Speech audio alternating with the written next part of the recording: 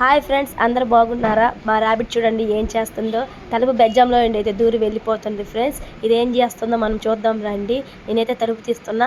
అది చూడండి, ఆ తలుపు వేసున్నా గడిపెట్టున్నా ఆ తలుపు బెజ్జంలో దూరి ఎలా పైకి వచ్చిందో చూడండి. మేమైతే థర్డ్ స్టేర్లో అయితే ఉంటాం ఫ్రెండ్స్. థర్డ్ స్టేర్కి అయితే అది ఎక్కైతే వచ్చింది ఫ్రెండ్స్. మళ్ళీ దిగుతుంది.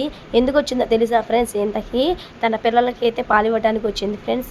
అవును ఫ్రెండ్స్, నిజమే. అమ్మ ప్రేమ అంత మధురమో కదా, దీన్ని చూస్తుంటే అని తెలుస్తుంది ఎంత గొప్పదో అమ్మ ప్రేమ. ఎందుకంటే థర్డ్ స్టేర్లో ఉన్న పిల్లల కోసం ఫ్రెండ్స్ ఇవి పాలివ్వడానికి వచ్చింది. ఎందుకంటే సెకండ్ టైం పుట్టిన పిల్లలు అయితే దీని కింద పడి చనిపోయినాయి ఫ్రెండ్స్.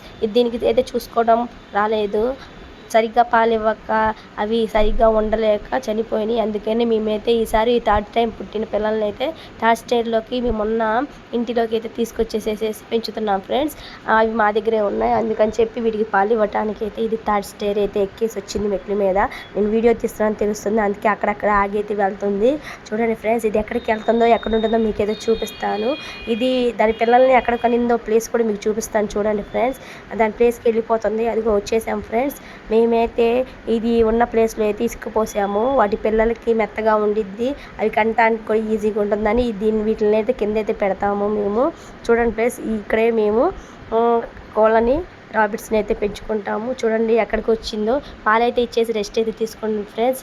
నేను ఇది పిల్లల్ని ఎక్కడ పెట్టిందో చూపిస్తాను. చూడండి, ఇగో ఇక్కడ బల్ల అయితే కనిపిస్తుంది కదా ఫ్రెండ్స్. దాని పక్కనైతే గృహంలాగా దాన్ని తవ్వేసి మట్టిని కుప్పని దానిలో పిల్లల్ని పెట్టిద్ది ఫ్రెండ్స్. ఎప్పుడు థర్డ్ టైం కూడా అక్కడే పెట్టింది, సెకండ్ టైం ఫస్ట్ టైం కూడా అలా పెట్టింది. ఇగో ఇది కనిపిస్తుంది చూడండి ఫ్రెండ్స్, ఇదే ఫ్రెండ్స్ రాబిట్ వాళ్ళ డాడీ.